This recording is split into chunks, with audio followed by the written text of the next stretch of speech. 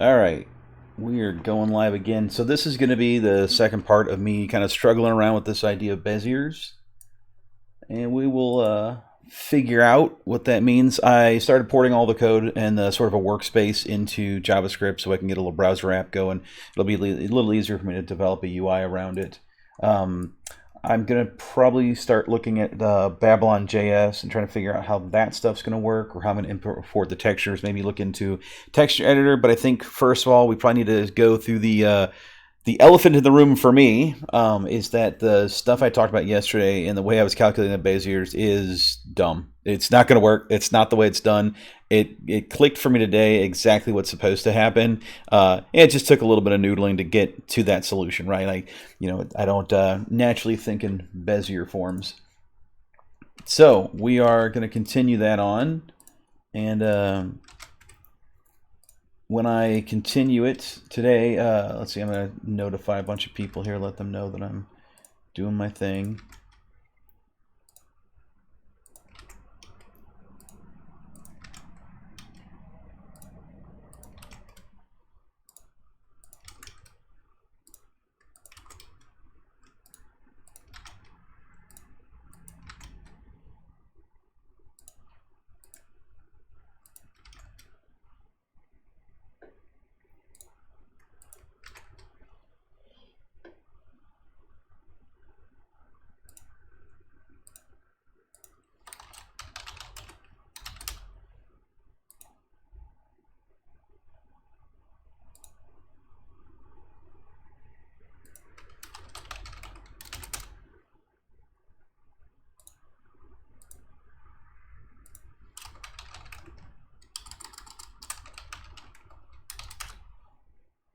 All right, looks like I managed to spam everybody. Let's hope that works out for the best, right?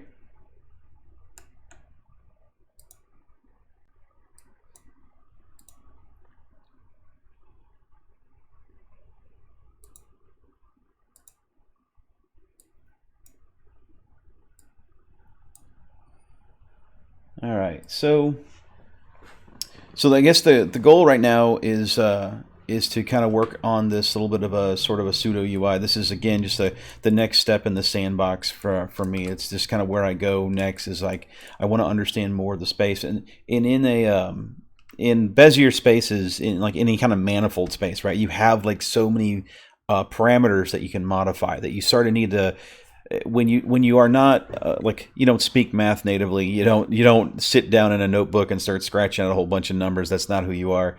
Well, this is this is how I solve my problems. I have to kind of noodle around for a couple of days, and then eventually I start to understand what the space is, that kind of thing. So I'm having some issues with my browser. Why is it acting a little derpy? I see. Okay. So, all right. So I have the. So I'll show you what I have for them at the moment. What's kind of going on? The general gist of this. So this is just a simple React application. I just have a couple of sidebars. I threw up a control here. This area is my drawing area, and it's an SVG that renders here, and I control that with React state. I'm not using anything more sophisticated than that. Right now it just draws these two vectors. I was about to start working on this, where's it at? The Bezier math. I was going to port the stuff I created in Python over to this so I can start working on that. I think I created it. Yeah, it's this right here. So what I need to do is start doing sort of the rudimentary stuff here. So let's export a function to, we'll do point at. And what this will be is it will take the it'll take the array of points. So we'll say the points, and that is going to be a vector2 array, and the vector2 array, and then I'm going to say in, I guess, is the that's a number, and that's the, I guess, the percentage 0 to 1 that you'll get. So in the Python code, which I have on the other display, it's this one. So the Python code is here, And one of these is my general form Vec2D. I think I had it in my Bezier OS.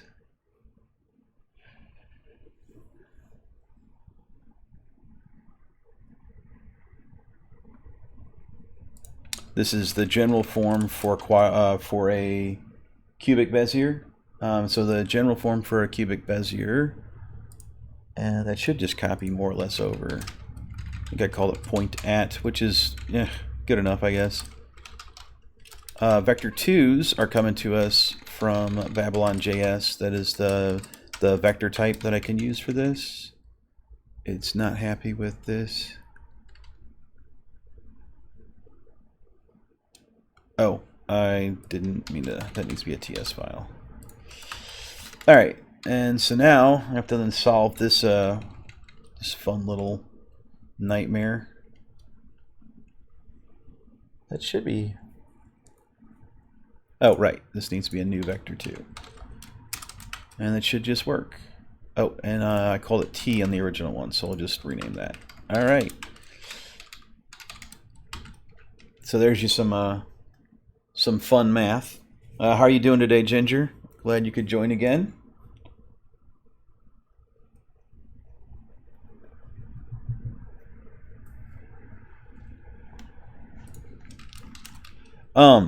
So I need to go over the mistake I made yesterday. So this is the notes, just kind of like my scratches and scribbles while I was in stream. But we can see I started out with this general form here where it's, I drew the Bezier curves, and to me, when I saw in the application, in the tool, when I saw that you could the warping and the motion as it moved the character around. Let's see if I can try to remember what all the drowsy.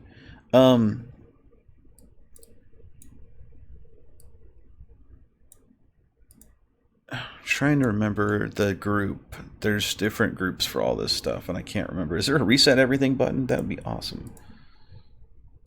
Wait, there probably is actually. Reset to default values. Hey, look at that.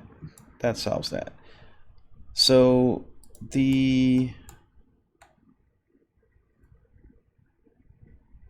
I figured out yesterday you can lock out the various parts here, and so that you can only work on like one piece. And so the mouth part has like a deformer on it that makes sense. So when I click this, so when I was looking at this the last couple of days, it was sort of like deceptive in that what I see here is like a rectilinear grid, right? This is just a proper Cartesian grid. It looks square. It looks normal. I mean, it's a little, aside from little warpage here, but you can ignore that. And I didn't really pay attention to the fact that the initial these initial lines. Oh, that's also interesting because. I never noticed that either. But when you drag this point around, this control node moves. I wonder why they blend the control node and what the nature of that blend is.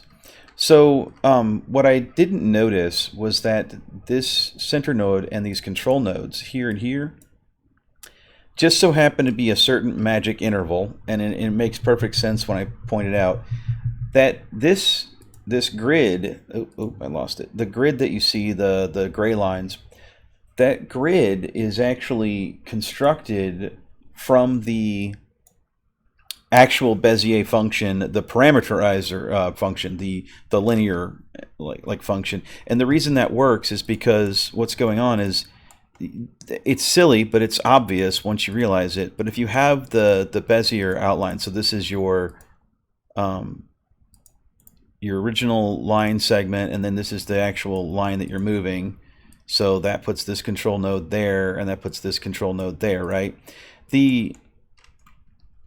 It just so happens that since there's obviously 1, 2, 3 lines you're drawing from, and we talked about the general form of how this process is drawn. This is the single control node form.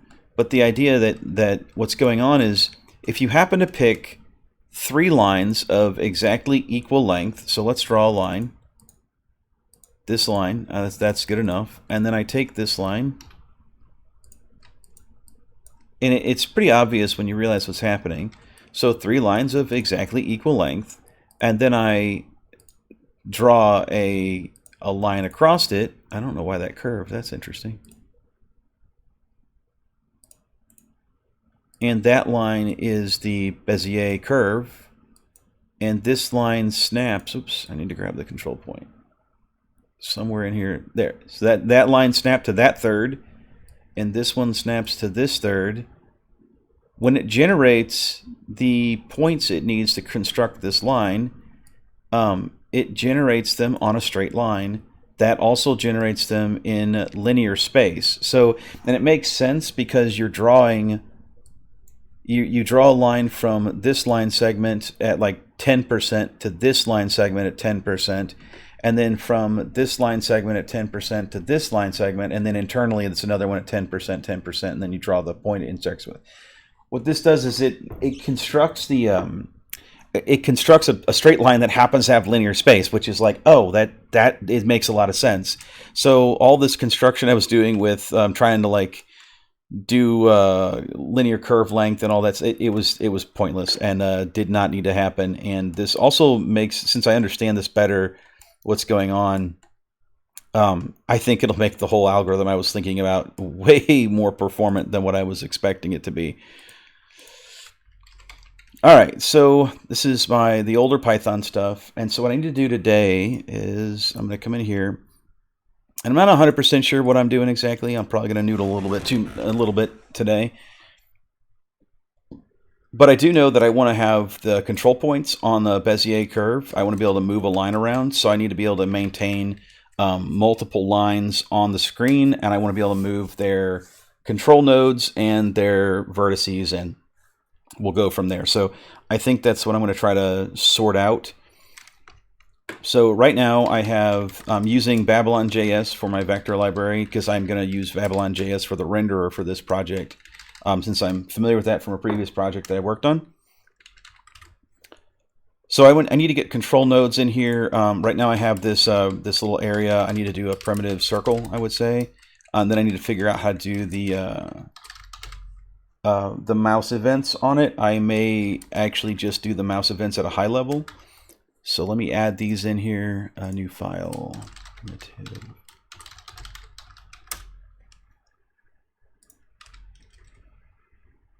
And then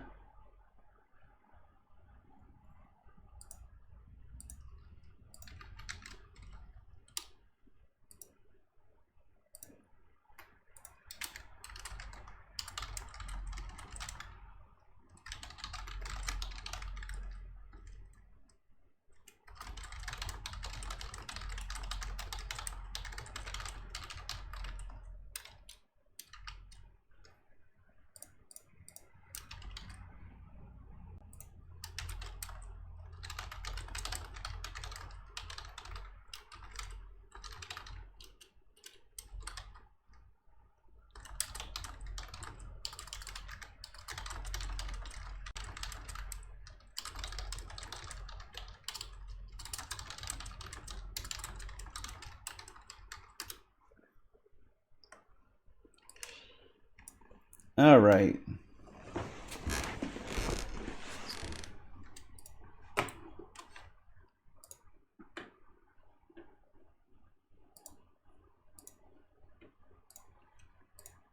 It looks like, so I really just want to do primitive circle. The primitive circle will come from, I'll just kind of borrow the PrimitiveLine for now. PrimitiveLine has P1 radius, and then we have primitive circle props. I need to rename this. Do my copy pasta. So, okay, primitive circle props are color. And then we do, I think I can just do SVG circle, SVG circle. Let's see, I have this browser here just for that purpose. Let's see, SVG circle. I can't type. So it's a real simple, just gonna throw a circle down in here. When I've built other like interactive SVG things, I always find myself wrapping everything in G's, just because it lets you do translations and other stuff to them that's interesting, and I may pull that out at some point. If you look at it, you're wondering what that's all about. That's what it is. Okay, so this is p1.x, and let's see, did I lose my chat? Make sure I got chat. Okay, so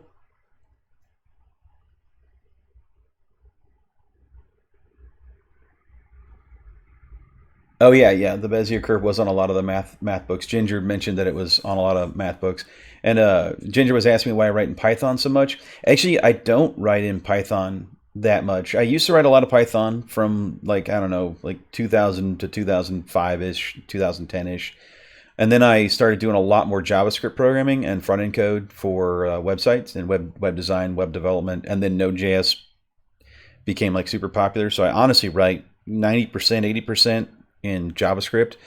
When it comes to Python, while I was writing in Python last night, was I already actually had this code from literally like 8 years ago, 6 years ago, when I had just created a quick little thing.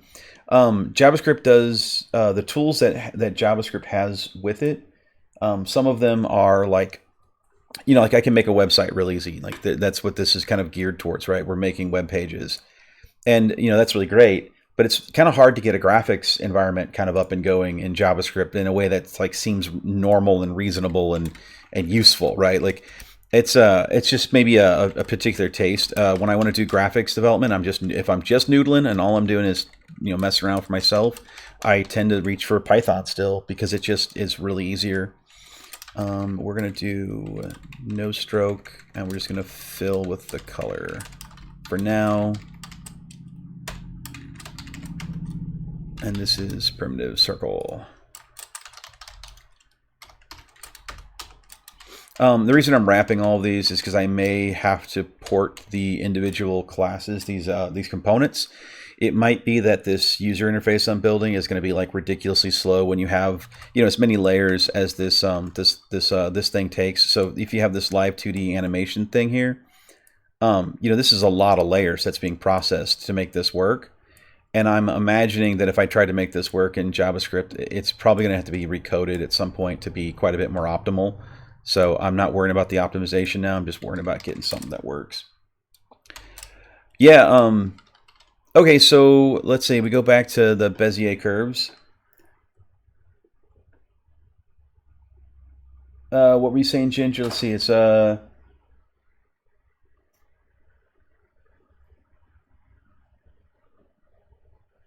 Oh, there's a lot of languages that exist for programming. I've done a few. I started out in like Pascal, Basic, C, x86 machine code. That's kind of where I started. Are you having issues with video? It might just be you. If anyone else is having issues, I can always restart. But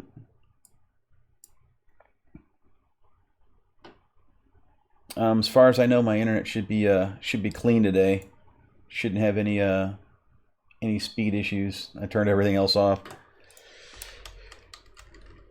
All right, let's see if I can get into making this. Okay, so the primitive circle, I need to bring it in. And this doesn't need this, needs a radius of say 10.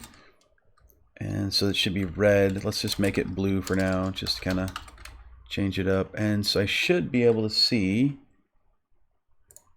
yep, there's a blue circle on top of the end of that line, which it's at P1 point. I want to be able to make that draggable, and there is a React drag and drop component, so I think I'm going to try that real quick. I suspect the React drag and drop component may just sort of hand wavy work just fine. This is the one, even in SVG, which is like almost terrible to think about, but I'm okay with this because if it works, it works. So we will grab this one. I remember doing this before, and so I'm kind of hoping that this is this just works again.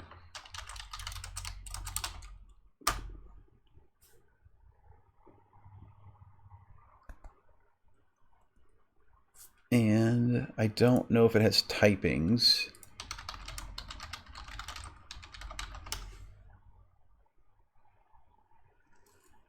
I'm going to assume that it does. Okay. So I'm just going to say, for now, I'm just going to drop a draggable over this thing. Will it bring it in? It is. React draggable.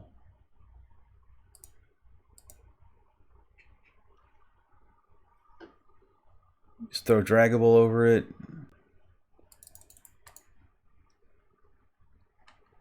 I wonder what the difference is between draggable and draggable core.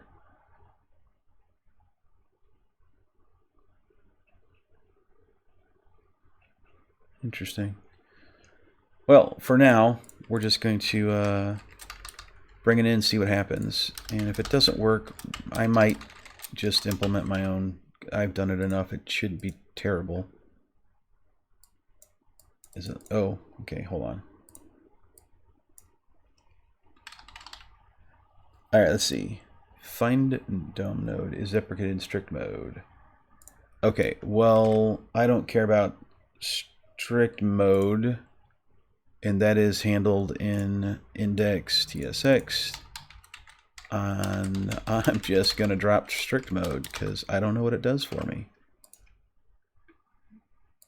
But I may need to, doesn't matter. It doesn't seem to be working. This could be, let's see if draggable, well, let's see if there's a draggable SVG. Oh, maybe there's a,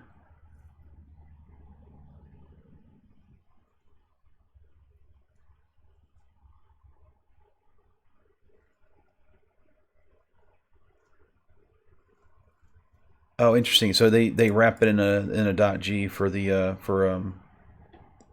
relative motion as well. This is old. I need to find npm. Let's see, React.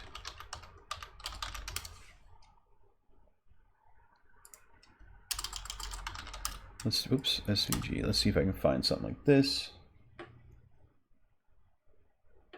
I think I'm going to have to just sort of implement my own, I think. That won't be that terrible. So I will drop this. I will make a function called draggable. Draggable. So this will return a G, and this will return props, or take props, and this just needs to be props.children.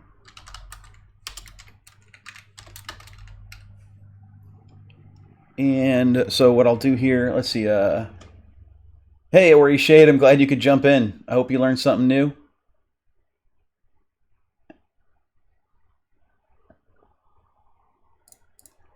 I hope you hang out for a little while.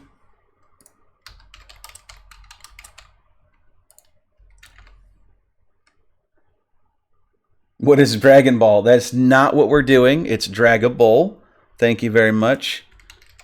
Your memes are greatly appreciated.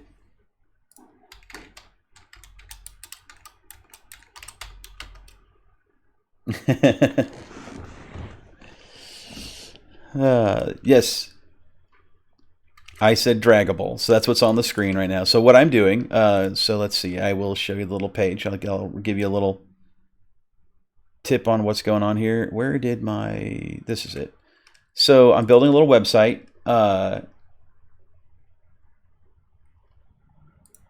Are you familiar with the live 2D animation stuff, Ori Shade?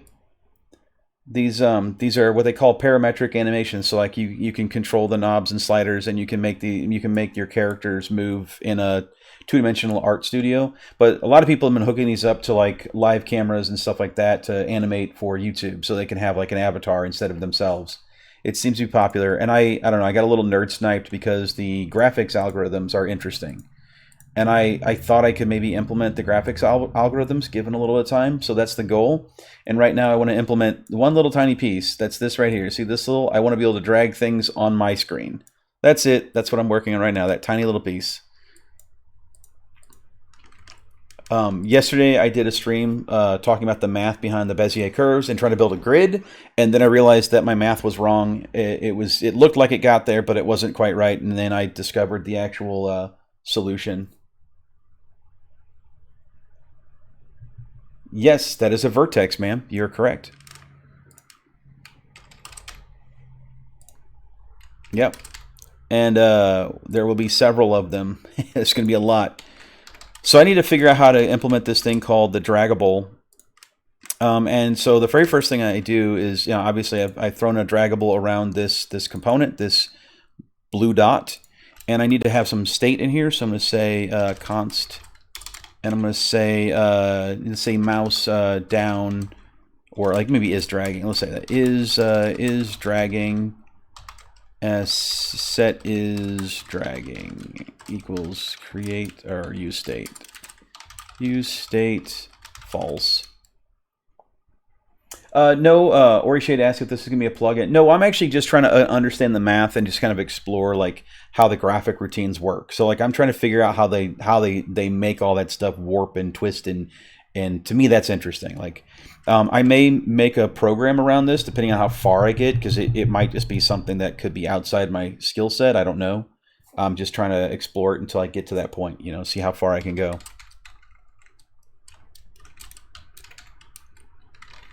So what I want to do is on mouse down, I want to say, hey, let's set the mouse is dragging to true. So I just want to say, yep, they're dragging this with their mouse. I don't know what that means yet. So at the moment, that is a meaningless statement. What I need to be able to do is I probably need a larger context. Orishade suggested that I download PMX editor, and I may have to do that to see what's going on, like if there's something interesting in there too. Is that also 2D or is it 3D?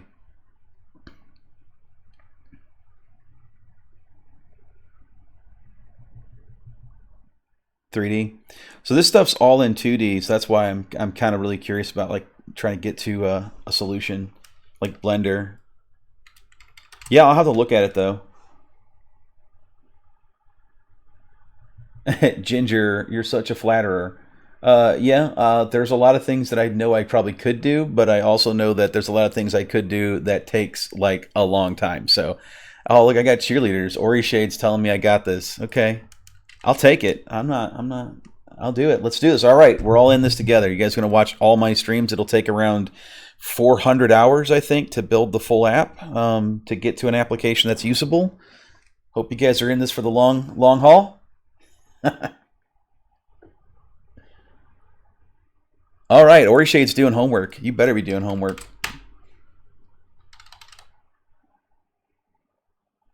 Yeah, I thought that's what it was. I remember, I recognized the name of it. Okay, yeah, there you go. All right, so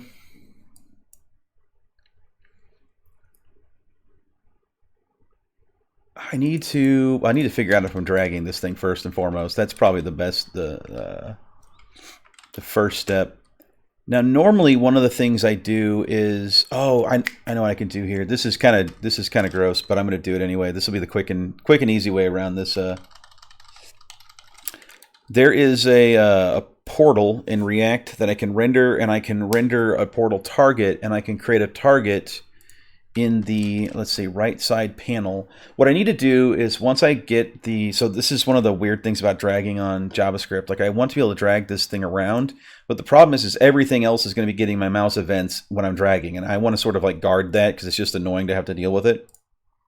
So the way I normally do that is I project an event surface, is kind of what I call it, on top of things. Now in the React way of doing things, I could create a context, and that event surface could be passed in. That could be one way to handle it. But what I think I'm going to do is I'm going to create in the primitive area, I'm going to create something, and this is, I do need a context for this, dang it. I'm going to cheat. I'm not going to use a context for now. So this is going to be my mouse capture, like it's going to be this is going to be a total cheat. And everybody who knows what I'm doing is going to understand why. So this is ID, this is mouse capture. And then I set style equal to this right here.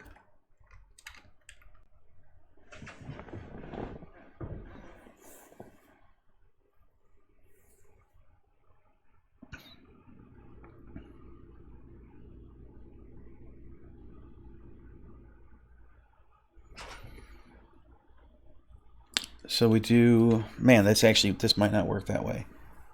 Ugh, I'm getting really, okay, I know what I do here. I actually want to leave this just empty, and I'm going to create a portal that targets rendering into that. So I need to create an empty here, and if I am, let's say, I need to say if is dragging, then I need to set, nope, I need to do this. I need to say start dragging. That's a function. Function start dragging. Or I could do a use effect. Yep, that makes more sense. So I need to say use effect. Use effect.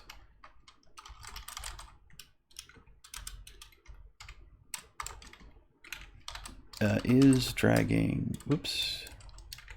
So this is what I'm running into right now is the complexities of using React specifically. It's not a real big deal. It's just I got to sort out how these events like. Hey, I got a follower. Thanks, Ori Shade.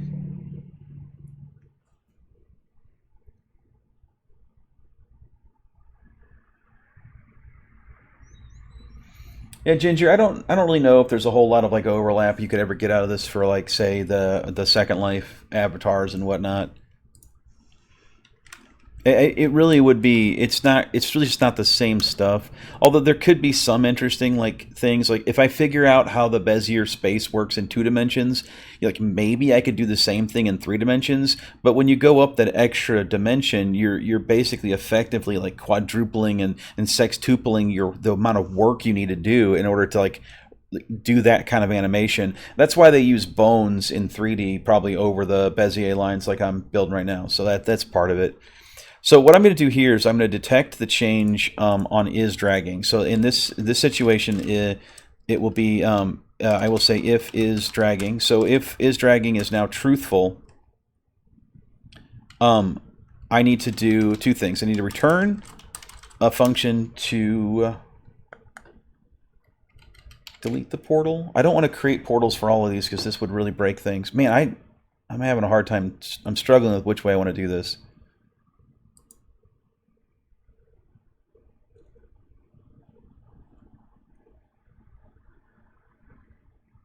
I wish that Draggable just worked.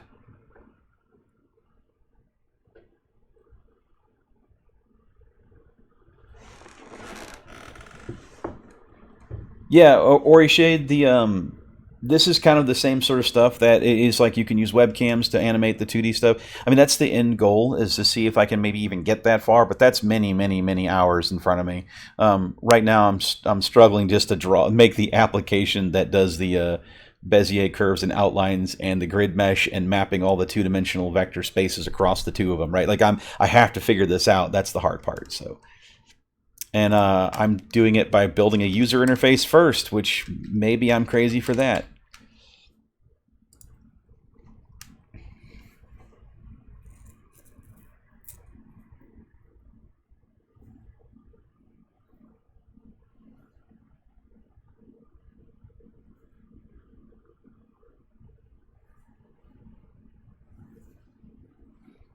Ori Shade asks, what exactly is a user interface? I think anytime you talk to a program with a mouse, a keyboard, and or whatever you're doing, that is the interface a user uses to interact with the app. That would be a user interface. The steering wheel and pedals of a car is the user interface of a car.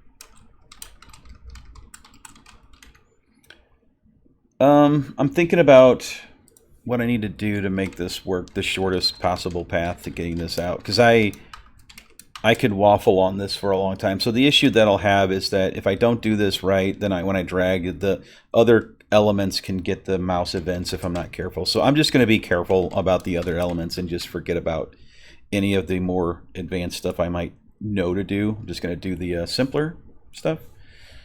Okay, so I'm going to have two mouse events here. One's going to be called onDrag, and I'm going to get the new point. And in this case, I'm going to say set point 1 to P. I'm going to continue using the vector2 from Babylon.js. And I'm going to go ahead and create these points. P1 set P1 equals use state vector2. And this will be new vector2 10 10. Like that.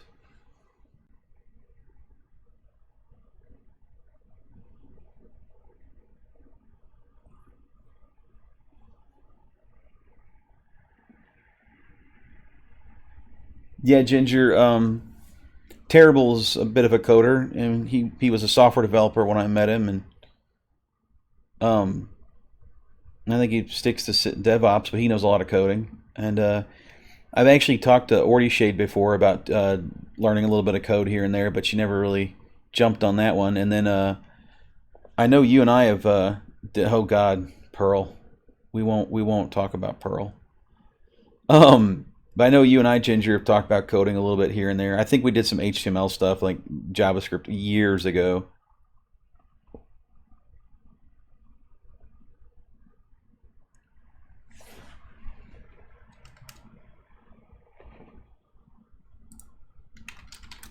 All right, so we have P1 set P1. We're going to use state news. Why is this saying? Oh, it's right, because I'm overriding the vector here.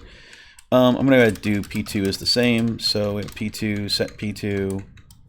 Use state vector2. This is going to be 200 by 200. And we're going to kill that thing out. And then, so now, on drag, we're going to get a point. And I'm going to say set P1 here to the point. And so in theory, my primitive circles should start moving when I start this drag. The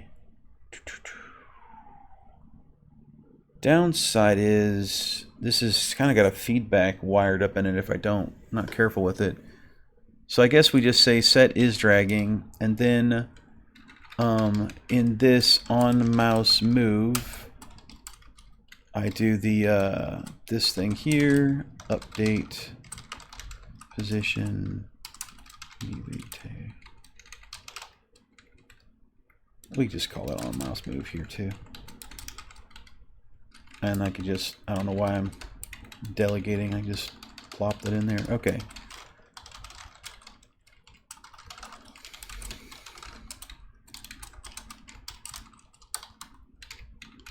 I'm not 100% sure what I get for my event type here, so I'm actually going to come back. I don't know if there's an easier way to do this. I've always wondered, but I want to copy that.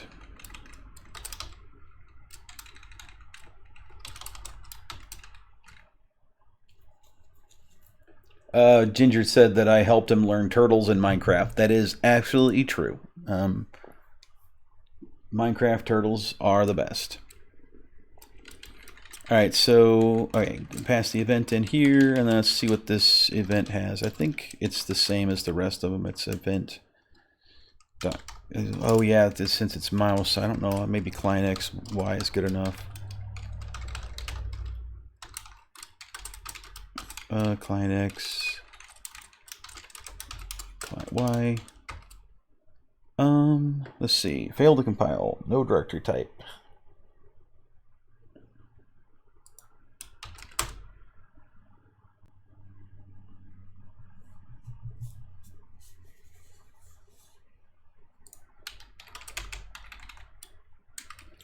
Don't know why it got goofy, but it got goofy. So this works. Let's see. Okay, so now, all right, when the mouse is moving in this area, I get my cursor, but you'll see that the the numbers aren't relevant to the actual. It's not client X. It's it's another XY parameter in here. It's not screen X. It's not page X. Which one is the relative? How do you get? Okay, this is.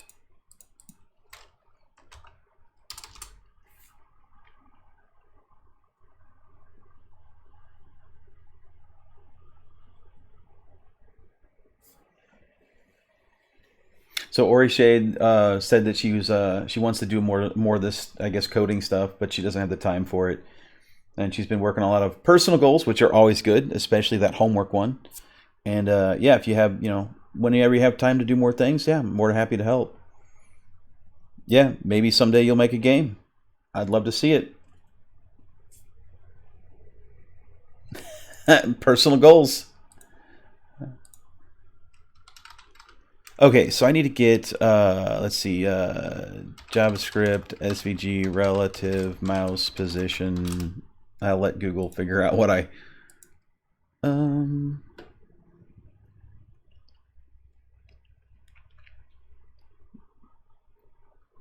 I see. So this could be interesting. Like I might need to call a... like a point at cursor sort of function. So like if you get an... Yeah, it does this...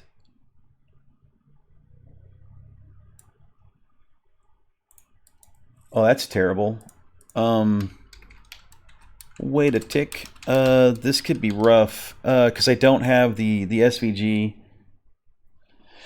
I don't have a context. This PrimitiveArea doesn't have a context that maintains the. I would have to create a context for it. All right, so let's do this. I need to create a I need to create... I guess I need a context for this PrimitiveArea. This would actually fix the other issue I wanted to have, and I just was trying to avoid doing it. So I will do this. Export create context. I can't remember how to use create. I don't remember how to use context off the top of my head. That's always fun. React context. All right. So we need to create a context. So there's a example of a context. I'm going to say export context, and this is going to be called primitive context, PrimitiveArea context. And this is the default that goes in it. It's just null because I won't have a default for it. It's let's see, and then I do the down here. I will say probably above the SVG is fine. PrimitiveArea dot provider, right? Yeah. Value equals, and we will establish that value here in a second. And let's see, why is it not? It's probably won't let me have. Oh. It's React context.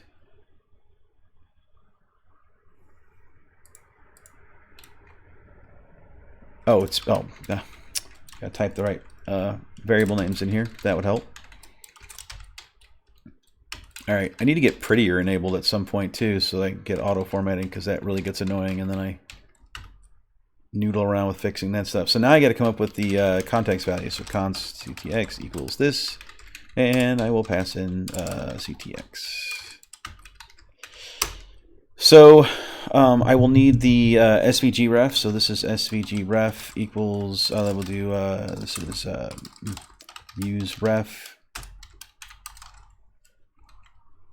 is, oh, semicolon.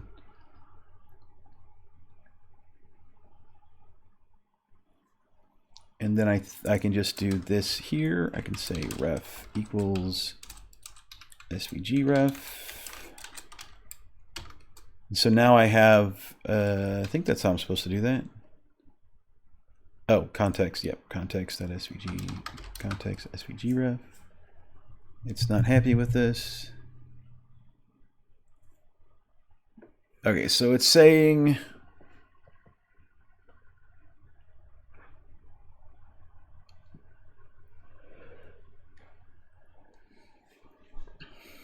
undefined is not assignable to type svg element null.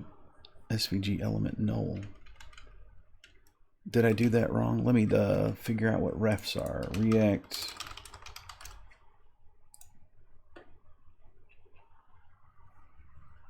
React.createRef, blah, just like that. That's it. Done. Oh, I need to. Okay, that's what I'm doing wrong. It's create ref here. That's what I need to do.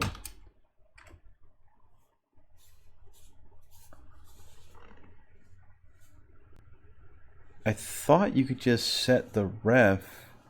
Yeah, so like right here, this is that. It might act differently because of the way SVG's in the namespace. You want me to, Ginger wanted me to go and code some Oregon Trail. It might be simpler. I don't really want to get infected with dysentery.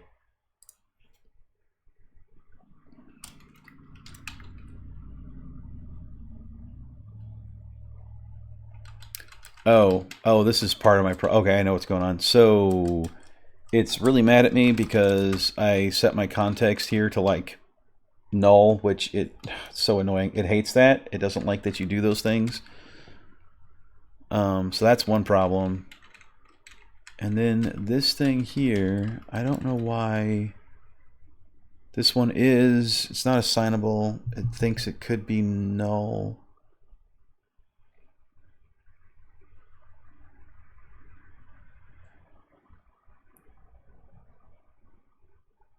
This is so totally something. This is something. I mean, this feels broke. I think this is what's going on. No?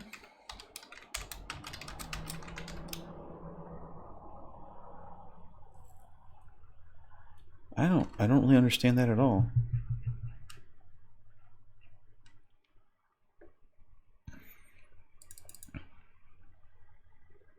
Oh, it's not. Maybe it is. Okay, use ref. Is that why are there two different functions? This one says use ref null. Oh, right, because that's the okay. So that would be the initial. Oh, okay. So I see. It needs to be nulled. What is create ref versus use ref?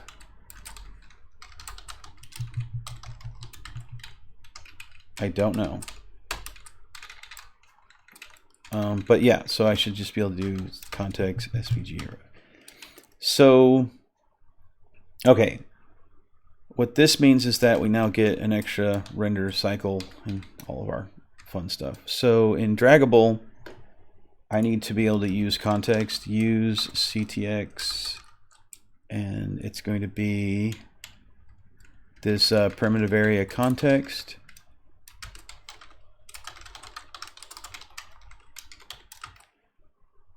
Need to import this guy. So now I should have a copy of the context for this for the SVG. So I should be able to do context, and then I have an SVG, which I didn't really type it, so I get SVG ref. Let's just call it SVG.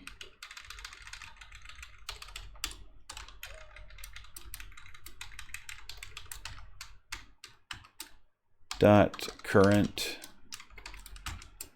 And I can only do this if CTX.svg, or why did I do that? I don't know why. So I can only do this if I have my context available, which means I can't render anything else. I guess I could. Right, so what I can do, I guess, this is the on my mouse move. I'm away in the wrong. Oh no, this would actually work just fine. So this would be, yeah. So then I get EBT.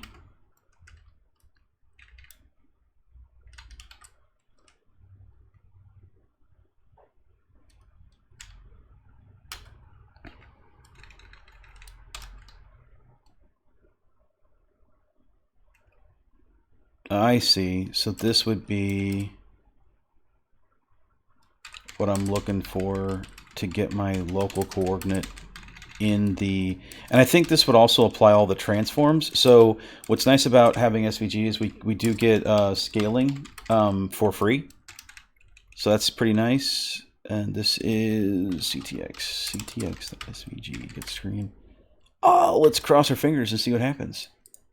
Let's just ask the computer if this worked correctly. Oh, I'm getting all kinds of fun stuff here.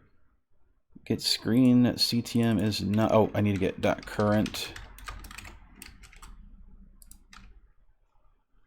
Okay. Hey, that looks close enough. I could take that. Okay, so const on mouse down.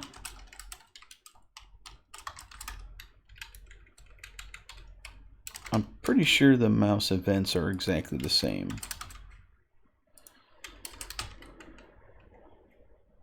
And I want to do mouse down here.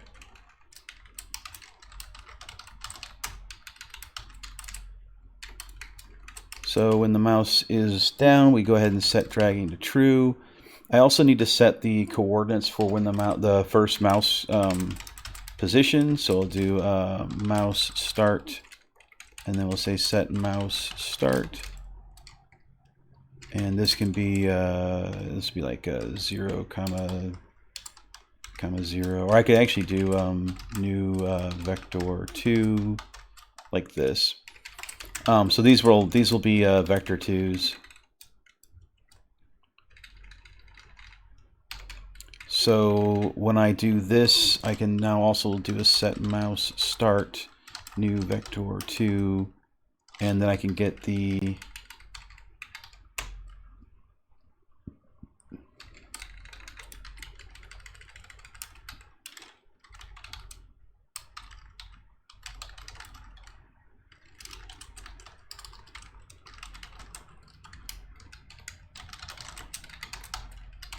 all right. So okay, so if I get the local coordinates, I can convert that. I can get we'll just take the SVG in, and then I'll go ahead and return a new vector 2, and this will be, I think this vector 2 can construct from a lot of different stuff, so I will just, so we'll move this down here on mouse move. This is on mouse move. I want local coordinates ctx.svg.current comma ebt.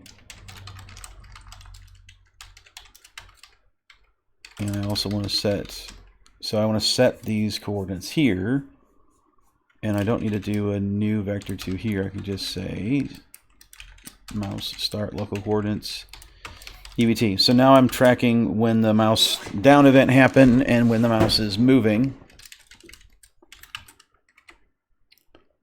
Oh, create SVG point of unknown. That is, I just need to do this. Yeah.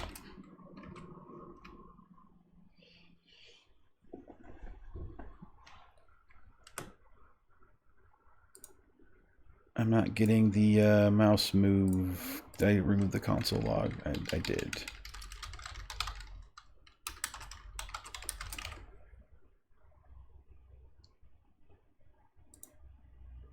Oh, that's interesting. I'm getting... What? I should be getting just the vector 2. Why did I get an... I got an SVG point and a, like... Oh, okay, I know what's going on. I sent in these... But it's not giving me an X and Y. I'm guessing it gives me something called an SVG point So I can just say const p equals this, and then I can just say p dot x and p dot y.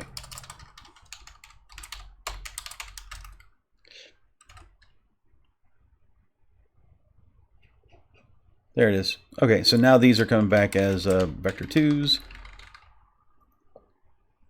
Orishay just asked me how I first became interested in programming, and I was I don't know, I was a kid. I was pretty young. There was a show in the 80s called 321 Contact, and 321 Contact was this science technology and thing kind of formatted for kids. It would show you things about the the natural world, or show you things about science and like rockets and spaceships. And like the 80s was all about space, like that's kind of how life was, right? Everyone wanted to go to the moon, be an astronaut.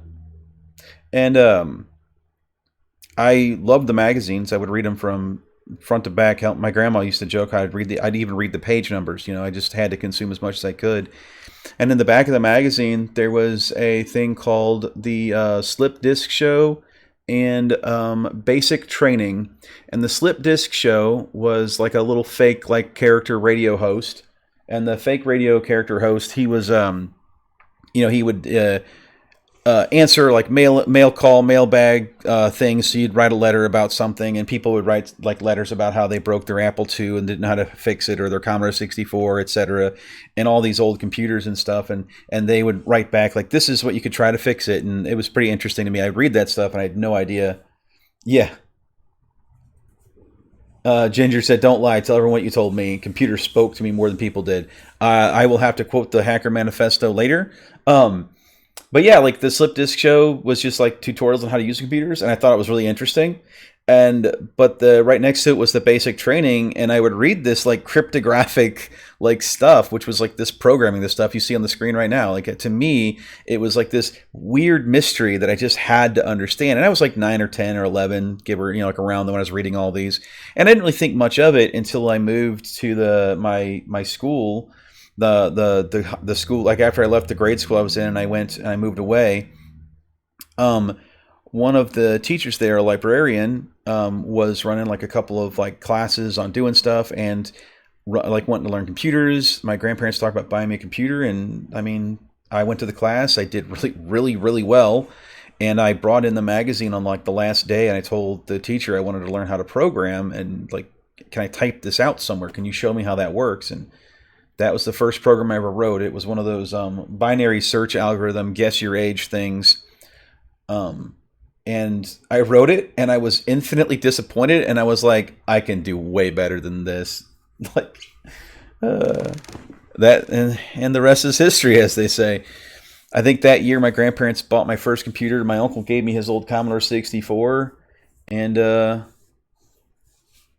we ended up with a 4666 DX2 running. It was a compact computer. It was running Windows 3.11 with the TabWorks interface. Or he said, then I became a genius. No. No. Man, I struggle. There are so many people that are like way better than me.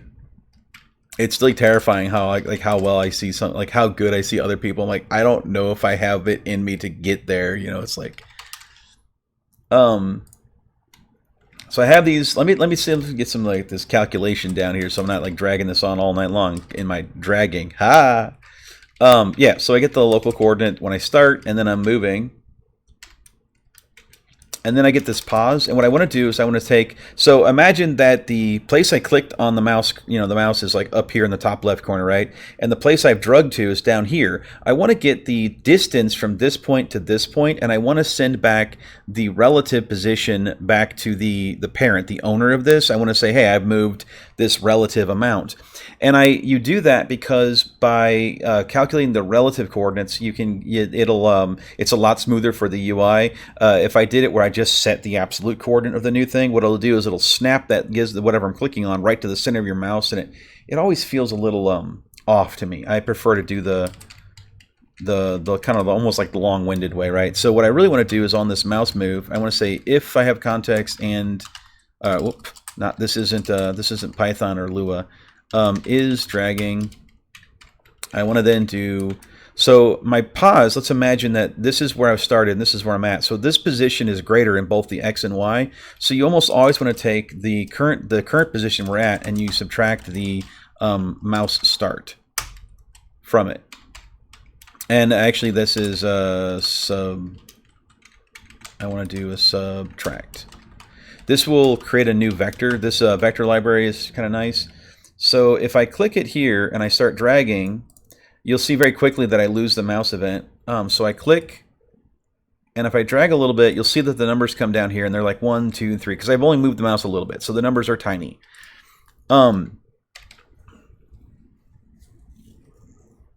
So if I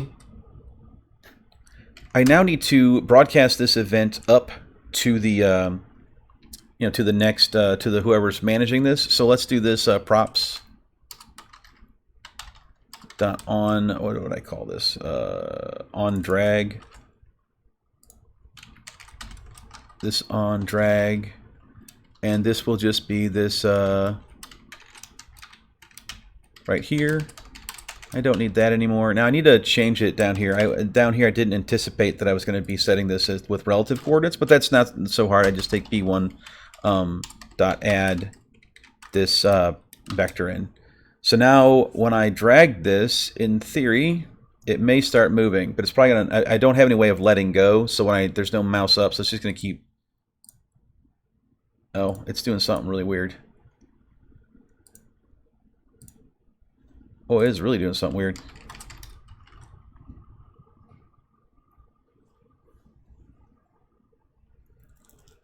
It was running away from my cursor. Let's see. So I get the relative P offset here.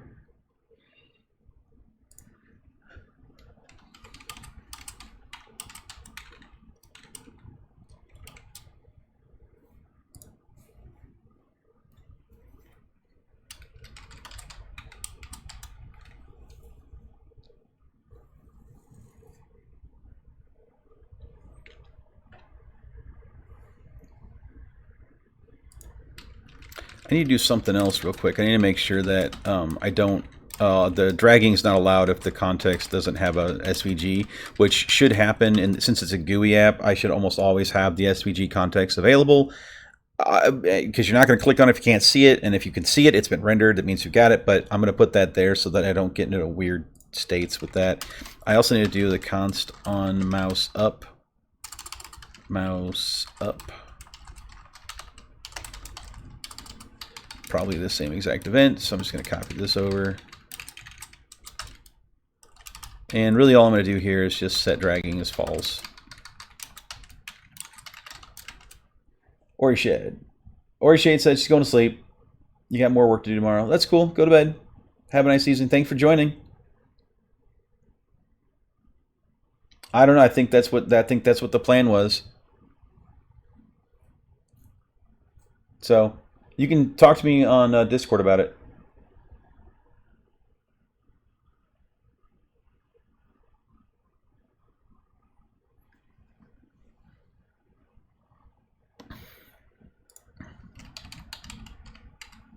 All right, good night.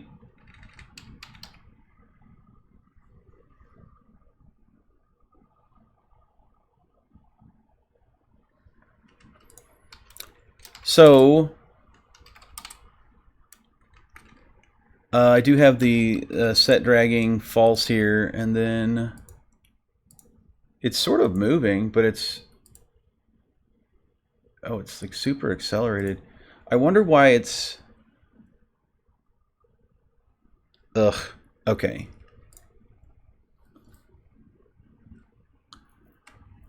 I really hate this, not gonna lie.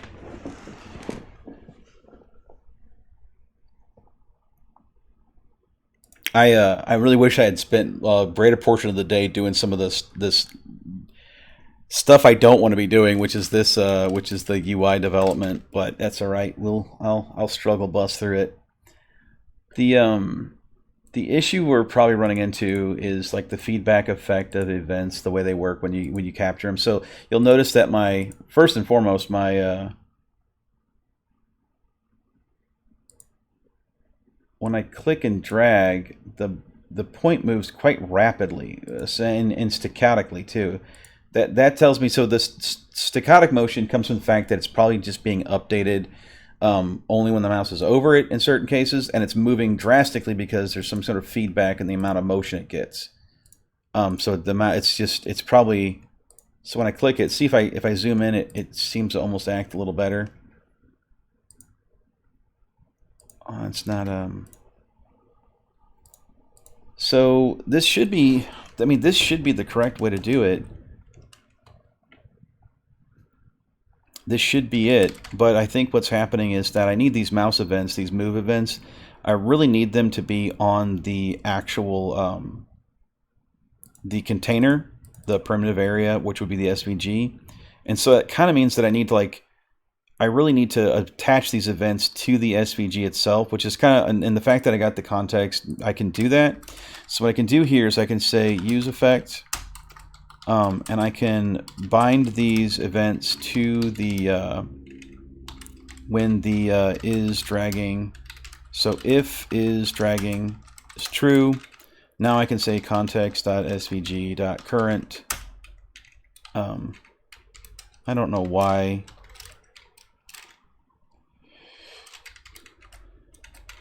Why is it yelling at me? It probably needs context as well.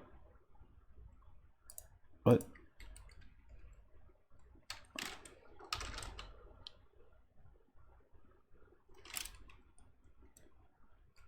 Current.add event listener. This. The context probably needs to be down here as well, even though it really won't matter. I need to know it needs to be is dragging, so if not, I can just do if not context, because I can't do anything if there's no context, so there's no point. So when we're dragging, we're going to add these event listeners. I need to, oh, this is where, oh god, this is where the React stuff really starts to get painful. That tip, what are you talking about? Ginger just said something about the tip. Just the tip.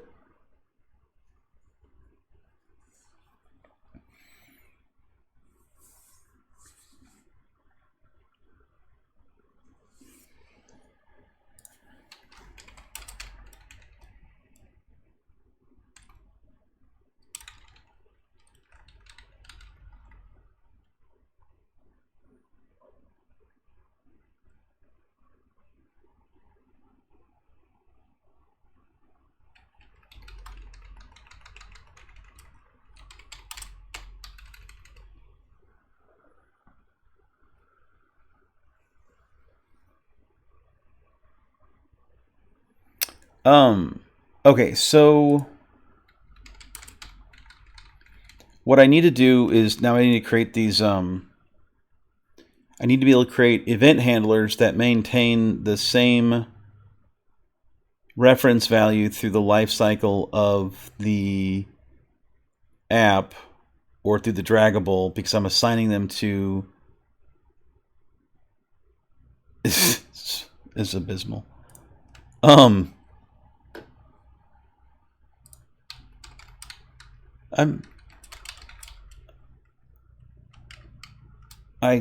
Oh gosh, there's like 6 different ways I could probably do this, and I'm struggling to figure out which way I want to do. I really hate graphics development on browsers. Okay, struggle busting hard. So one of the other ways I could do this is I could put it into a portal, but again we run into the same problem with the portal in that it's outside of the statefulness of the, right? So if I did a const, or it's just a,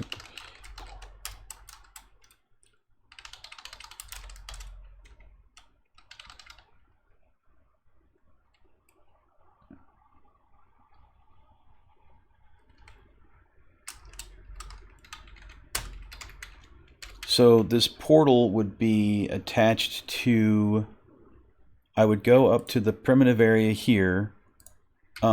This is a PrimitiveArea context provider. I would actually throw a div up here. And this would be my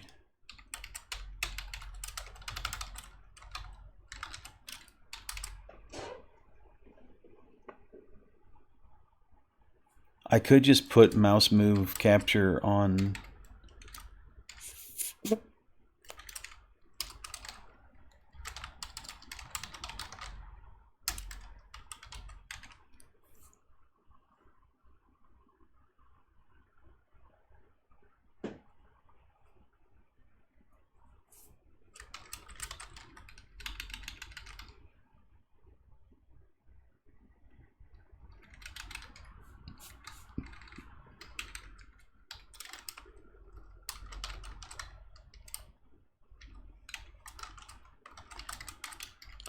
Well, I have a bunch of other code somewhere floating around that kind of tackles all these problems and solves them quite readily.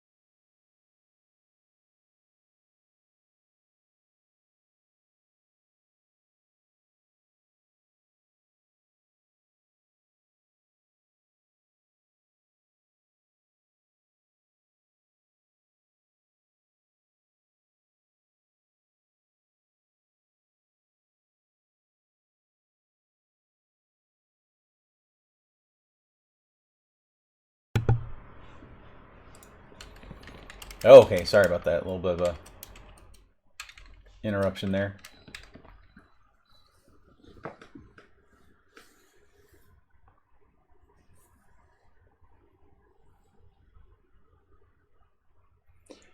So I think I know what I could do here.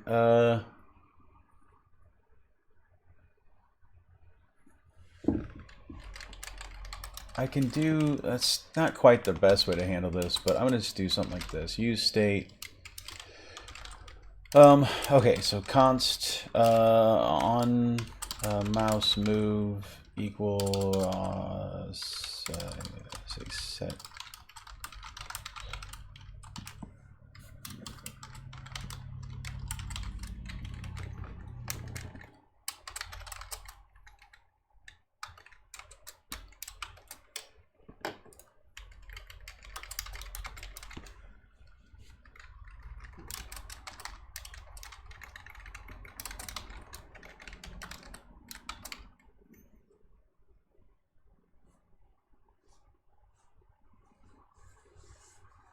What I could probably also kind of build this as is a sort of like a drag drop, like a provider, like it would actually handle all of the state for drag drop throughout the whole life cycle.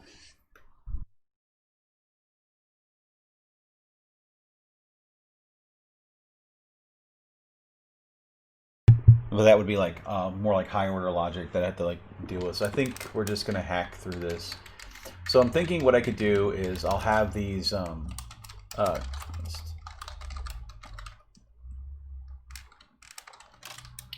over in my Draggable I was hacking around here, I have, let's see, these events.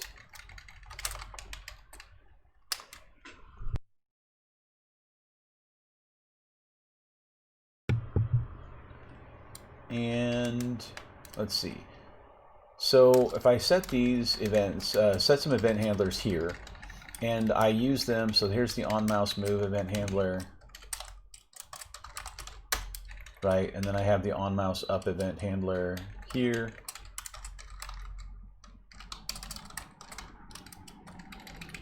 Like this.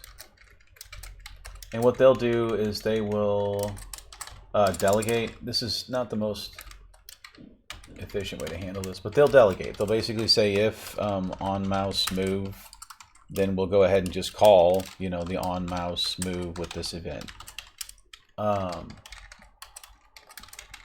And the same thing. And so then what I can do is my individual, the components that are within this context can just use the context to bind to mouse move, mouse up, mouse down. Well, that still will cause, there's technically still statefulness issues because of the way the handlers work, because they're being called out of context of, you're going to lose all the reference to the current like frame of like React rendering. I do not know why I'm having such a struggle to sort this out.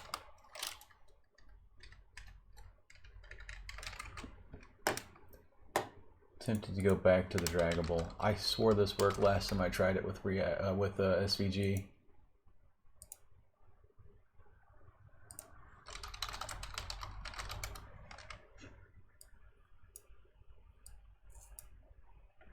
Or we could borrow some code from this person.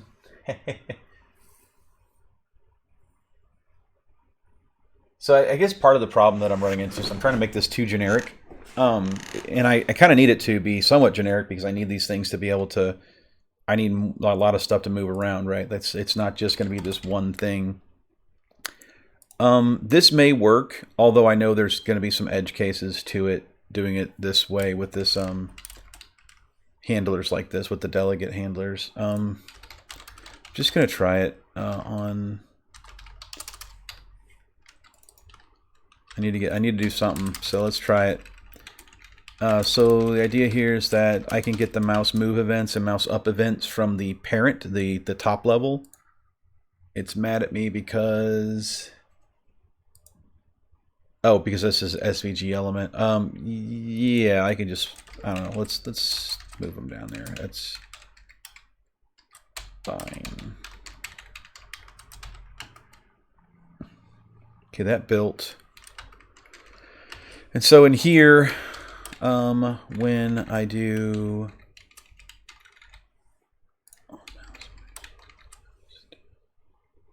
so if you are dragging, instead of doing that, I do context that's set mouse, set on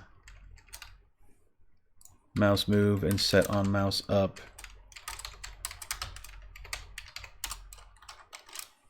And so I will take this on mouse move here,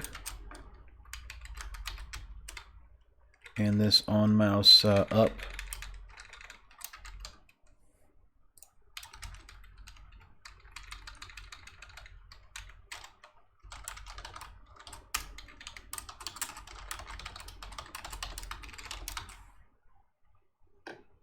That was ctx dot. And then this create portal is not important anymore. And I don't need this mouse move.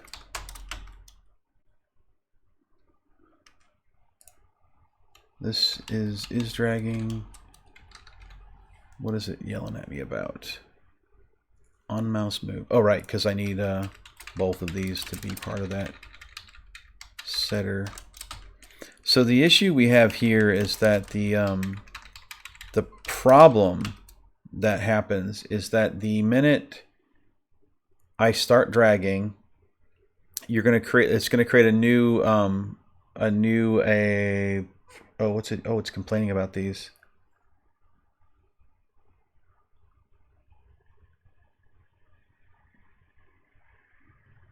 Oh, so it wants me to put these in. Interesting.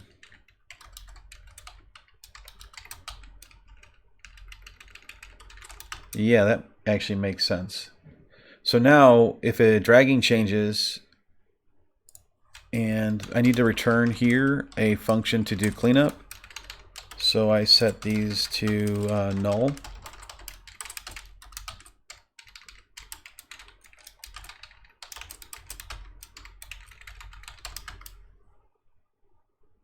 And now it's complaining, oh yeah, these guys don't belong there anymore. Okay, so we are mouse start.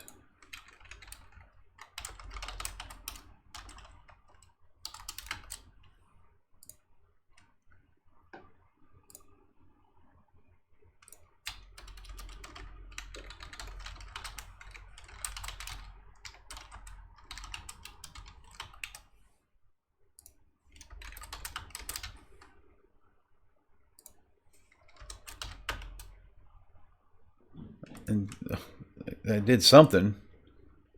I don't think it's going to give us what we want right away.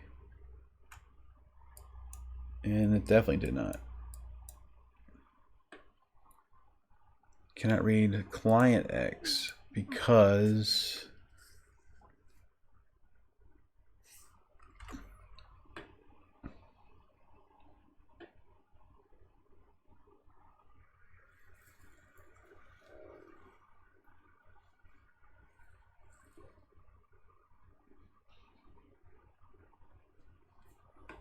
of null. So somehow I gave it null. Where did I give it this null at?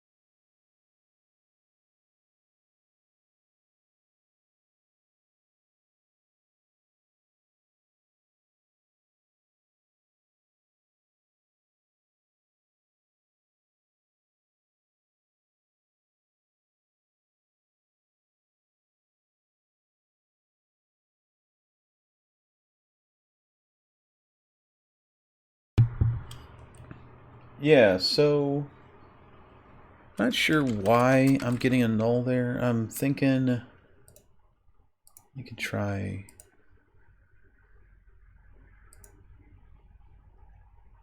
So paused on this, so I get an SVG, I get an EBT. I get a client X and a client, well, what the heck? So that one worked. So we'll resume, and it breaks here on a subsequent call. Oh, maybe I didn't delegate the events correctly. If I go to my primitive area, that might be what I did. Oh yeah. First of all, that's a problem.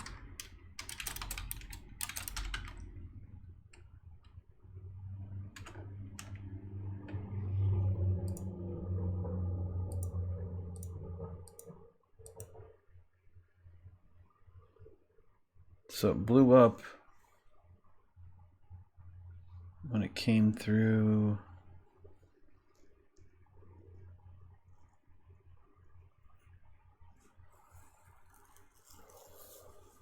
Oh, no, wait. I should have gotten an ABT in this place.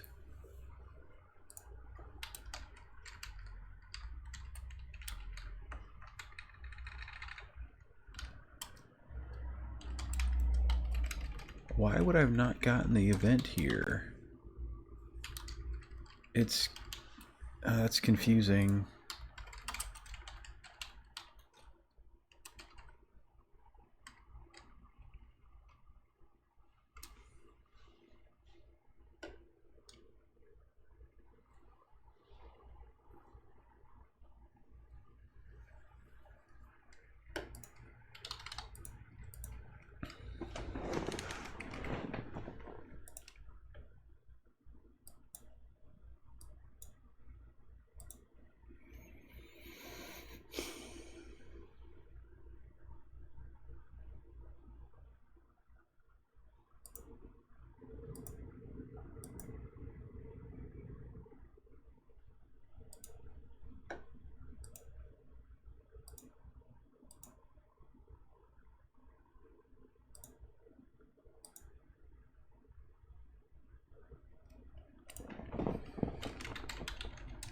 I mean, and event, like I can't imagine why it would ever get called with not having an event or having a null event. That just seems weird. I can drop the breakpoint.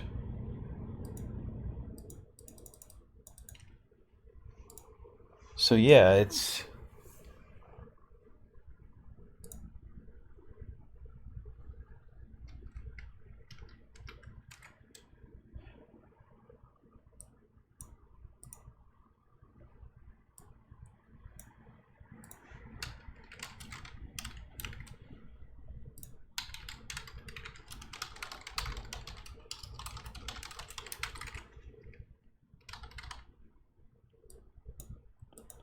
Server console.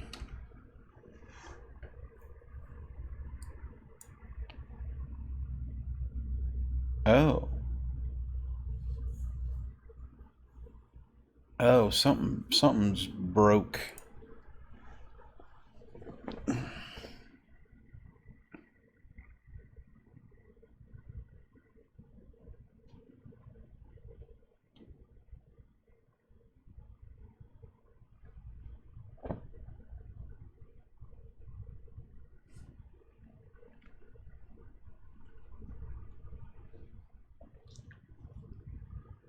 Yeah, I got a feeling this is all just bunk code.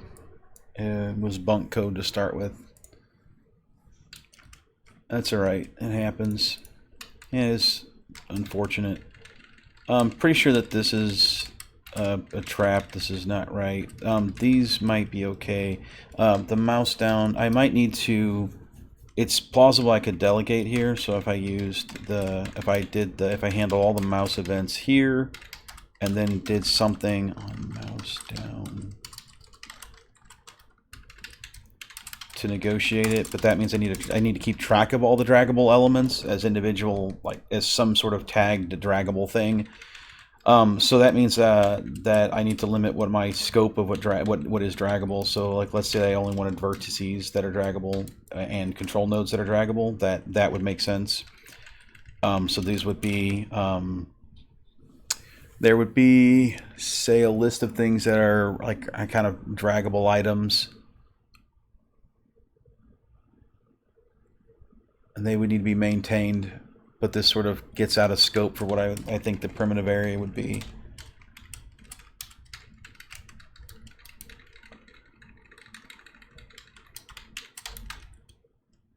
This is actually really easy to solve if I wasn't using React. And that could be the solution. Just escape React for a little bit.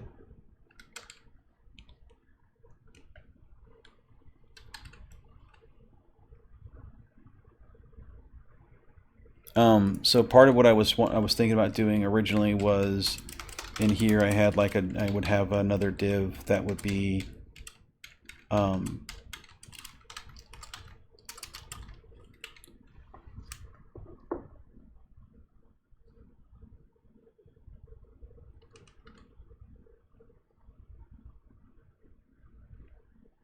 hosted would be like a portal target. That was kind of what I was thinking about. I need to look at this other drag and drop component that I just saw code for. See, they handle their own internal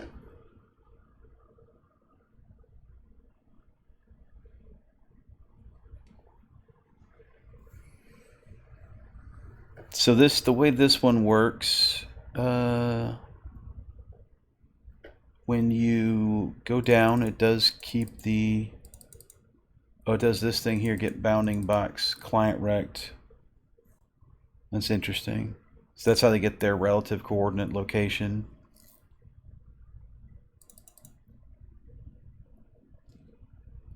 So there's something called el.setPointerCapture. I'm not aware of that.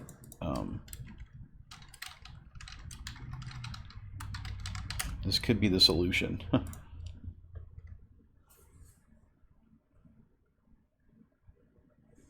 I see. So this is what I've been doing with my with what I've been trying to do with the other tooling. This is actually probably a better choice. So we have the app. I'm going to do Draggable. So in my Draggable, we have a position and set position. And that's multiple things in here. I tend to do this way. So let's sort of duplicate what they're doing. We'll just borrow that. Yeah, that works. They seem to need no context.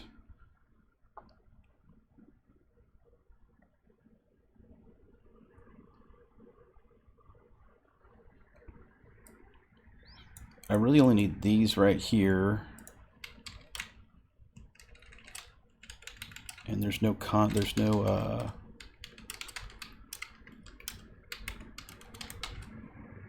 so how that works then compared to what I got, this is on mouse down E.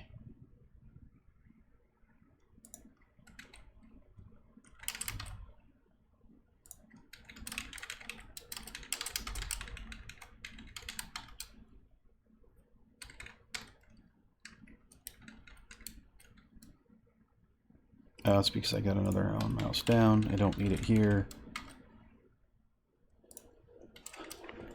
I don't know what this get bounding event target. This should just be event as any. I'd imagine. I don't know what this is. So let's see. React set pointer capture.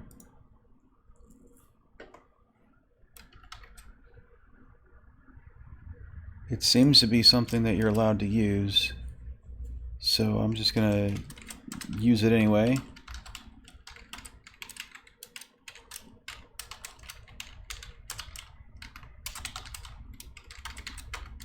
And then this set position, this is set mouse start, new vector 2. The offset would just be XY like this. And then I'll also say set is dragging to true. That. All right, so then there's handle pointer move or on mouse move.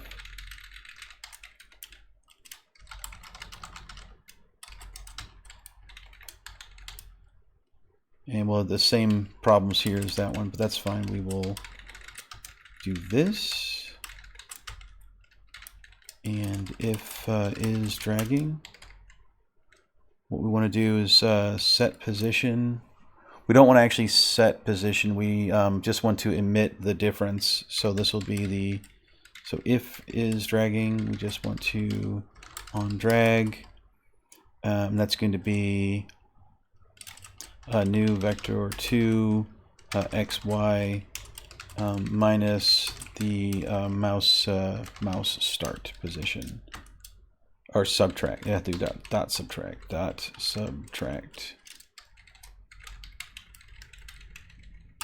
mouse start, and then on mouse up.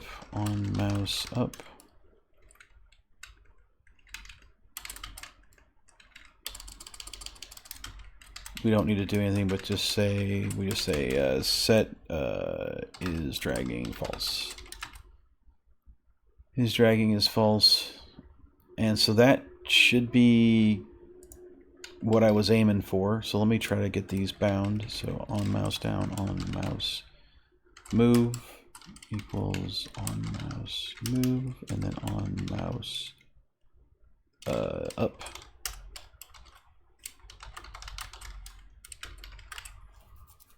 All right, let's see if that code I got on the internet works.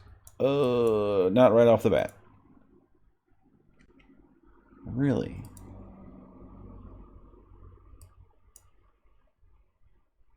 No active pointer with the given ID is found.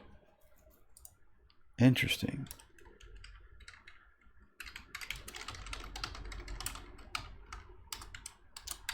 I don't know what this pointer ID thing is.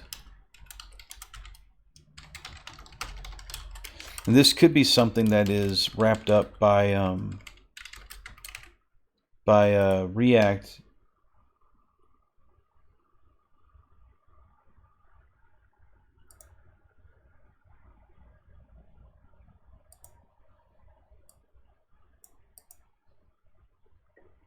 Gonna have to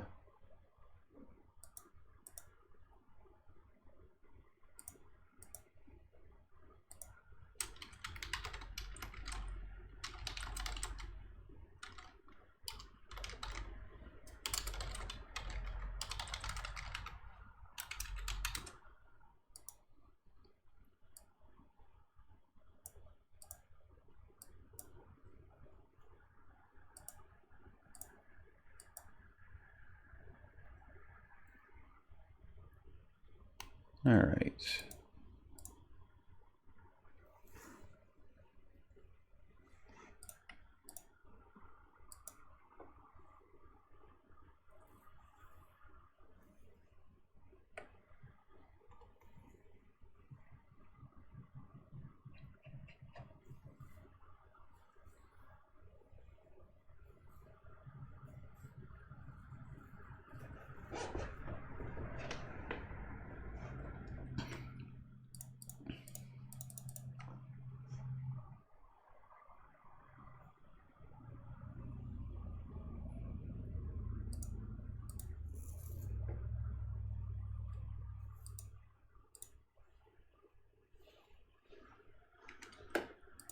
Okay, so I don't know why. Let's see. React set pointer capture failed.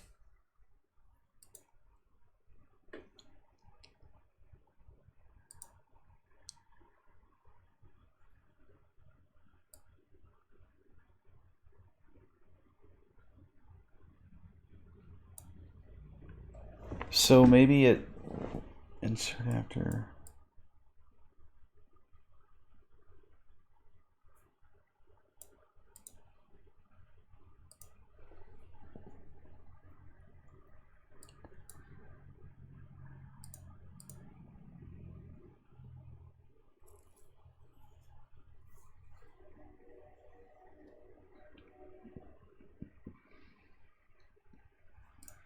Yeah, I'm not 100% sure. Like, I'm not really knowing what's going on there.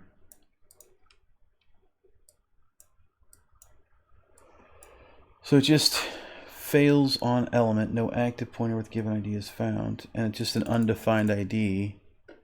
So obviously I can't capture it if I don't have it. So let's maybe just if I don't have a pointer ID, we'll just leave. On mouse down.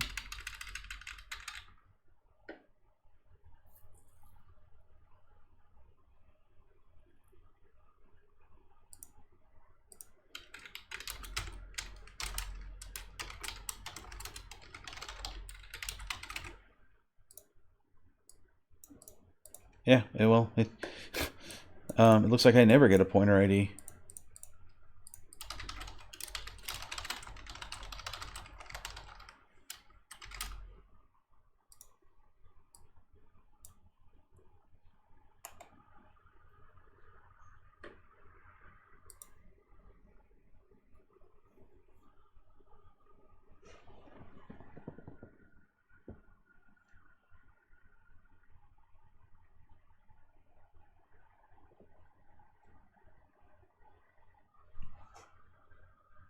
So we have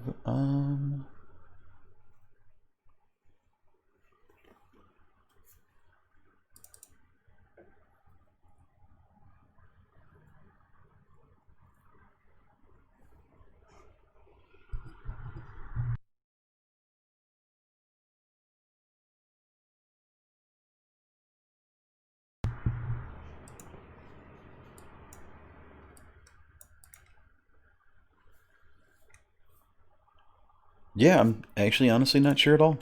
No, normally what I do to capture the pointer is I will just bring up a div that just covers everything and then trap the events on that. But that's, yeah.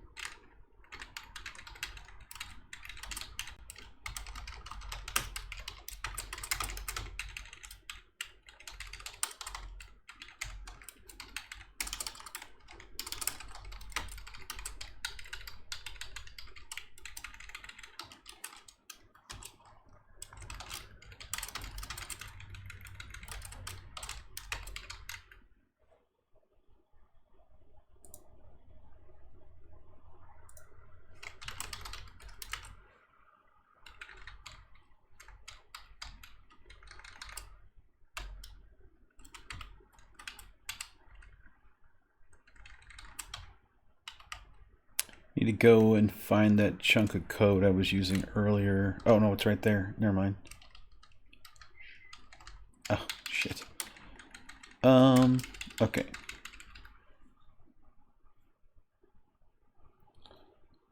So I realized what I could do. All I'm trying to do is capture right? I'm just trying to capture the pointer in some capacity, or just pointer events. And then realize if I just go back to basics, just go back to pure JavaScript, screw all the React-y statefulness, just do it all inside the use effect, I should be able to do this without. So I can set mouse start position here. I can get the local coordinates here. That's going to take the SVG, so that's ctx.svg.current. And that takes E. So that should get my coordinates. So I should be able to say set mouse start right here like this. And then if I have those set, oh, that's, sorry, that's, we don't do that with, we need the mouse down.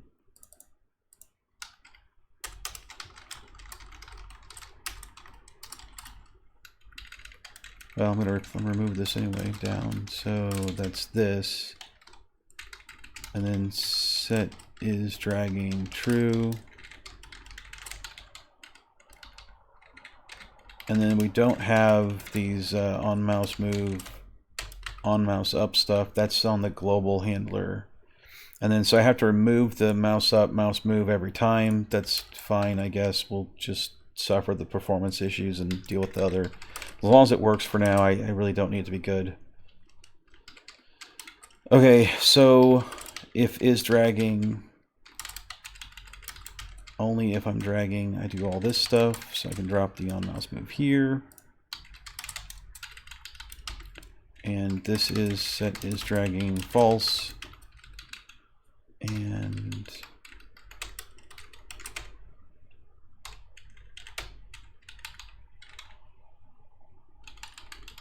these won't actually be bound if there is no mouse dragging event, so we don't have to worry about the is dragging here.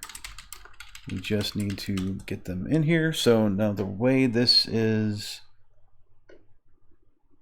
okay, so I don't need this thing. I just need const p equals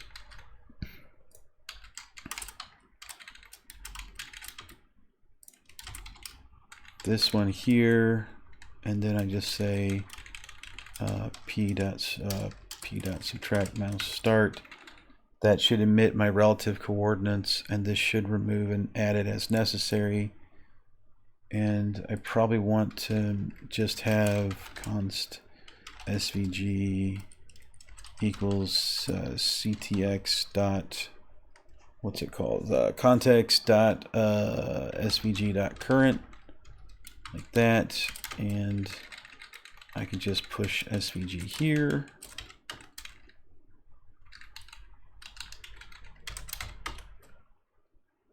I don't know what mouse, oh, start, that's the, and then on drag, right, because that's the so on drag is the callback.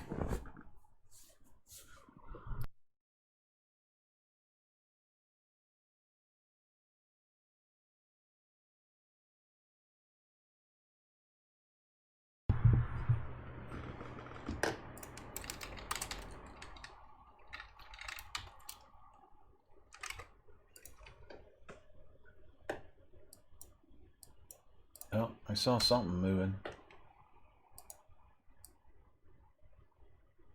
So it's definitely, there's some kind of a feedback happening. It's like it's adding more, it's not getting relative space.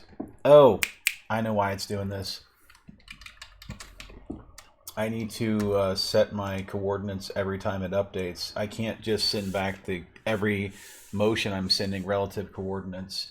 I need to actually update the coordinates as well. So I need to do this here, set mouse start on every call to P. Oh, and now it starts to drag. But it is doing some weird stuff. This could be because my SVG isn't in the same frame of reference or scale. It just could be something like that. I can click on it, which tells me that I'm getting the right thing. I'm also curious about this. Oh, that's weird. The SVG is not.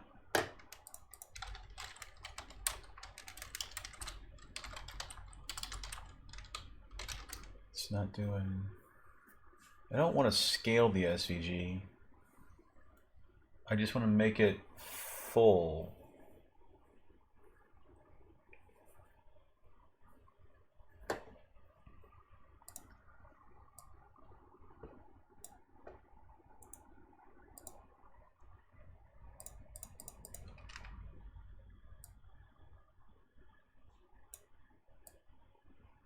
I find it interesting is that it like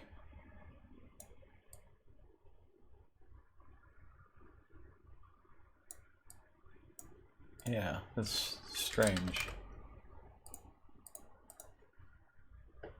I could try what this one's doing to get the coordinates. It could be that that's just not how it works, or it doesn't work. You know, there's just another way that works, and this is better. So this would be E. I don't even need that. And I would just return XY. And then local coordinates E.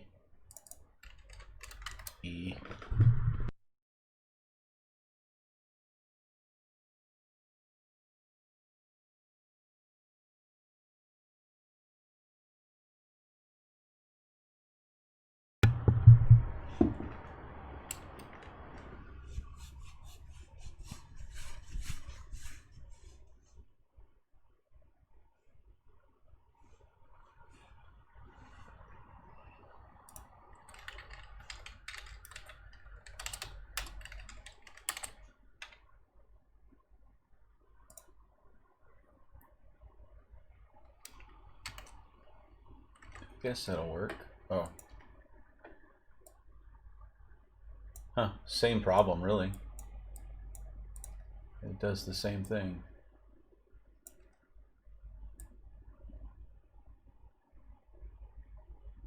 Well, that's annoying. It's just really hard to know what to do here.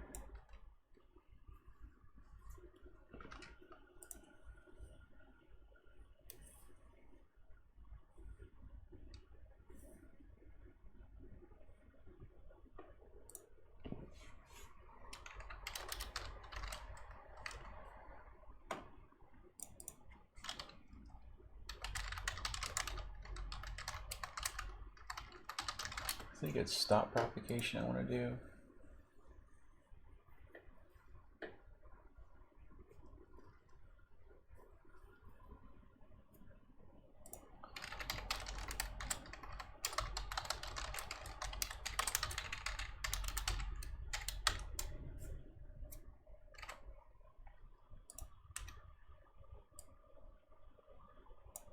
Well,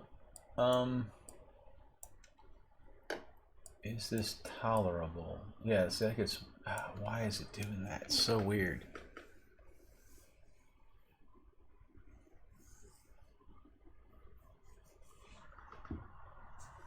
See, a few more people jumped in. I'm kind of struggle busting through just something as simple as a drag and drop over here. It's caused me some grief. I'm not sure why the coordinate systems. This SVG graphics on the back end, or on this this little editor on the right side, kind of like talk about what's been going on. I'm looking into building this system. Last night on the stream, I made a equidistant Bezier curve trying to generate grids, but it turns out I was wrong in my assumptions on what I was doing. So I thought I'll rebuild that today, but I kind of know what I want, so I'm thinking, you know, I need to go through the long haul of just building this UI out, because I want to build a kind of almost like I'm targeting an editor for these 2D animation framework tools, and so they do Bezier patches, and that's the general gist where we're at. And I'm trying to sort out the UI, and I'm going to do it as a browser app, I suspect. So, but I'm having some real struggles here. I don't understand, actually. I didn't want to, you know, what's really funny is I chose the path of SVG because I thought it would be relatively easy, because I didn't want to struggle with like having to keep track of a bunch of items on a canvas and redraw those and frames and updates and all that stuff. And now I'm like, maybe that should have been the other way to do. Maybe that was the right way to do things. SVG gives you some nice things like free pan zoom, really easy. I like that. I've used it before in the past for tools. It works well.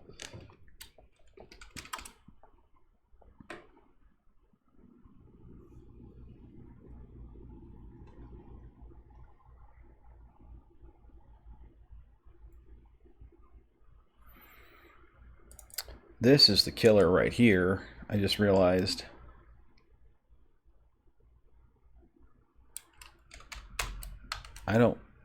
Man, I almost want to say on drag, I just say mouse start and I send back this point. That way I'm never updating this mouse start because the mouse start is in this use effect.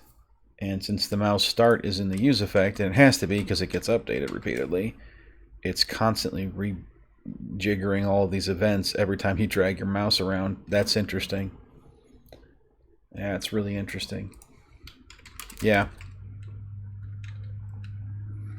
So this would stop it from creating a bunch of events, but now I need to handle that more specifically in my app here. I need to say that, oh yeah, obviously that, I'm getting a start position in an offset like this. And so now I need to do the offset.subtract start plus P1. That's not what I would want because that's going to start feed. That's going to get.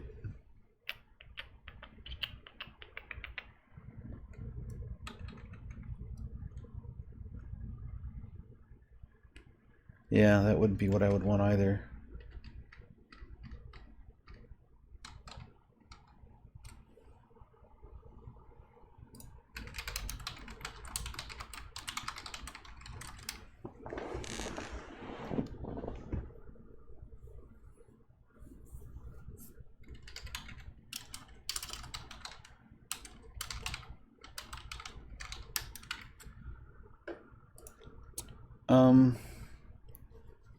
I could make this sort of a thing where it's like a custom drag handler and then move some of this state logic out of the effect up into this one class. So it does this, right? So it'd be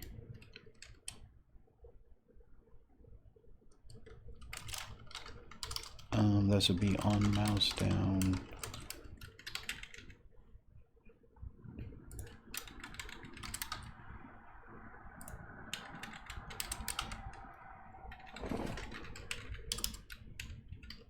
Let's think through that. This might be a good way to handle it. At least be a way to handle it. Constructor.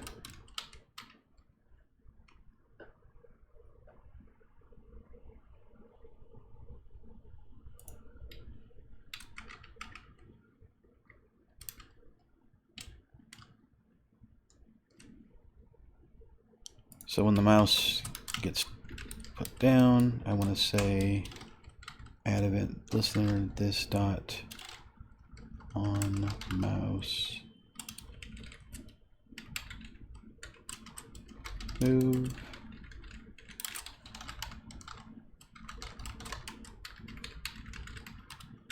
Why is it mad at me? What did I do? Oh, right. This is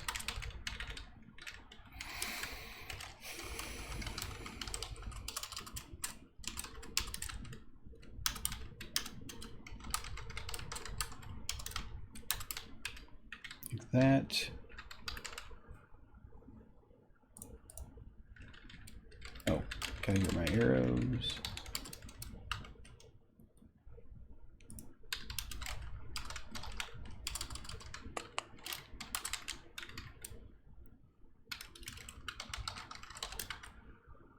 Wait, why is it mad? Damn you, ESLint. I don't care if it's a useless constructor. I'm just noodling. That's why I wanted a constructor. Super. this dot on mouse move equals this dot on mouse move dot bind this on mouse up.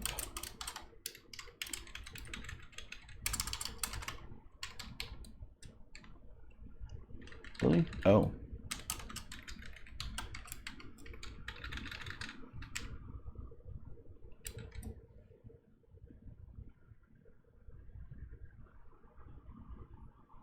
Oh, right, because it's not going to be a EV. It's just a regular mouse event at this point.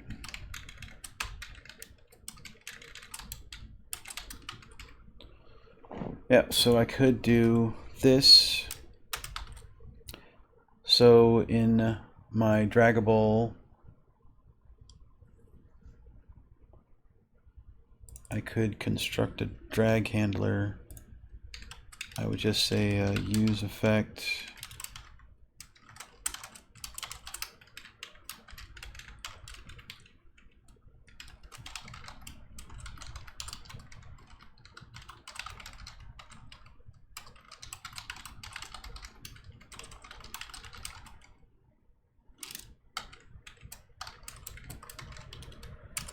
Could do that.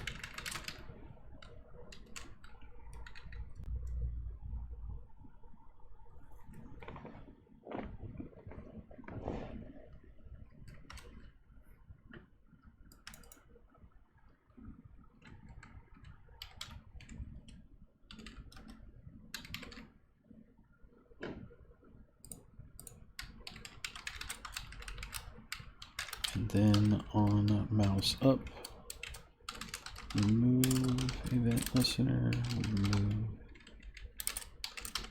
remove event listener.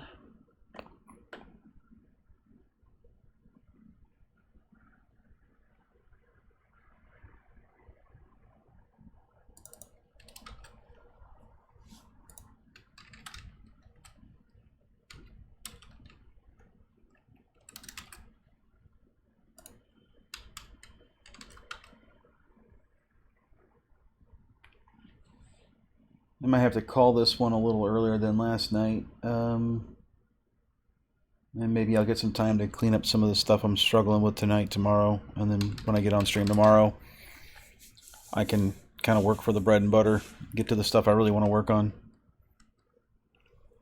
But what I was going to do is, if I have that drag handler dot on mouse down, I can call this now like that. And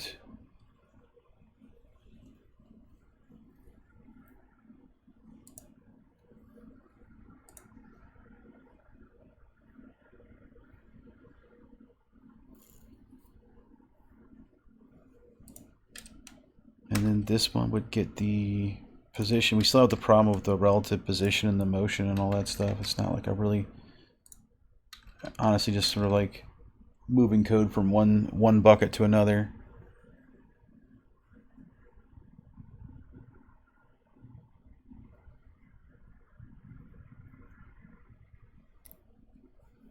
I'll need this.